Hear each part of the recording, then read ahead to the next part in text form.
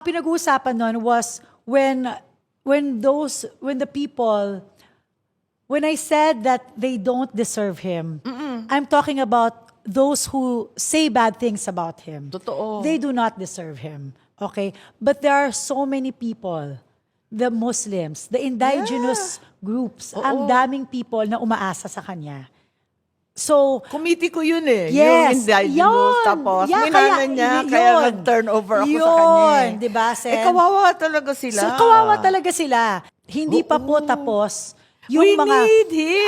yung mga How dapat many can nating you say pure of heart? Di ba po? Katulad niya Yes. sa public service. Yes. Pure of heart Para sa akin, yung sa Quran talaga, na totoo. yeah, and talagang to really make a difference, to help.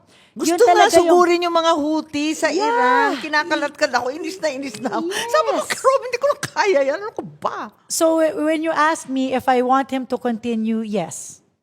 For me, hindi pa po tapos. For me, marami pang hindi natutuunan ng pansin. And feeling ko tama. po, At ang daming taong umaasa lang sa kanya. Ano ba?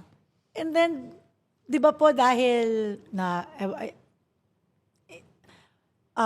paano ko ba magandang sabihin? Di ba pero alam ko, kung may makakaintindi, alam ko maiintindihan nyo po.